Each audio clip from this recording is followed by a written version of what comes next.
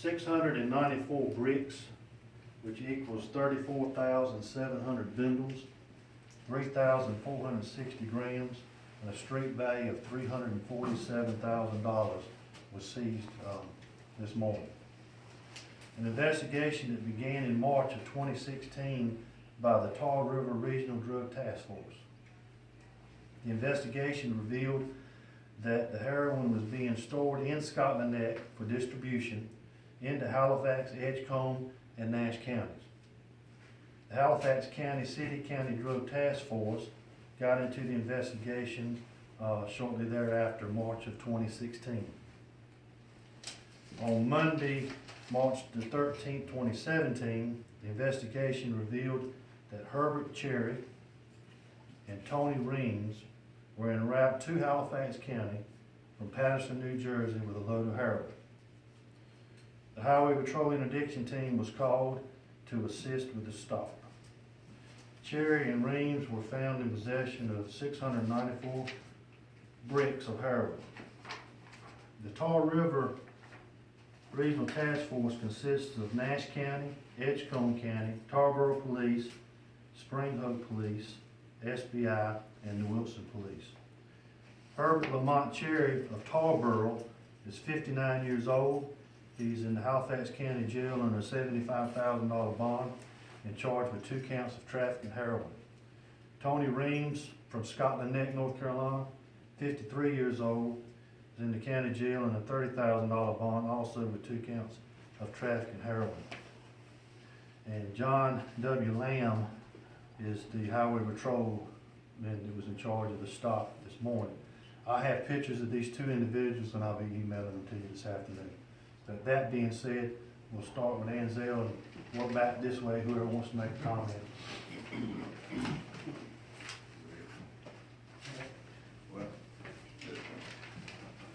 I'll just add that is good police work, good sheriff's office work, collaboration with the agency coming together to take this dangerous drug off the street. Will help make all of the counties safer, hopefully, in the future, and we'll continue to work together. Just reiterate what Mark said, working together, sharing information with amongst the agencies helps us combat this, because the bad guys don't have any jurisdictional boundaries, but we do. But when we share information, equipment, and people, we can get the job done. I want to take this opportunity to thank also the DEA, Drug Enforcement Administration for the federal government, State Bureau of Investigation, and the collaboration of all of these agencies working together to solve this problem, this case that we did today. But the main thing is reaching out to the community and having the community involvement. This case would have never been started under Sheriff James Knight at Edgecombe County Sheriff's Office if citizens wouldn't have come forward to Tarboro Police Department and Edgecombe County and talked about this case and things that were suspicious. When you see something, say something. We can't emphasize that enough. It's the small things that you bring to these law enforcement agencies that we begin working to solve these problems. This amount of heroin here goes into our schools, it goes into your churches, it goes into your communities and your homes. The number of families, the number of kids that will be impacted by this is enormous. You got to remember, it's the end of a ballpoint pen that's addicting, and it can cause death. And the substantial magnitude of this, it saves counselors' lives. But we got to go back to the fact that citizens have to work with us in law enforcement so that we can get to this point. And this is one of them where the community worked very well with law enforcement and it had a good ending to it.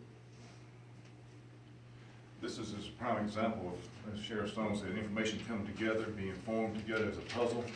We took our information, shared with other agencies, and started building this case from the ground up. And then once it went across jurisdictional lines, county lines, and city lines, we all came together. The task force guys, the guys that work behind the scenes, who deserve credit for this. They took the information from the citizens. They spent countless hours on this, working it up to this point.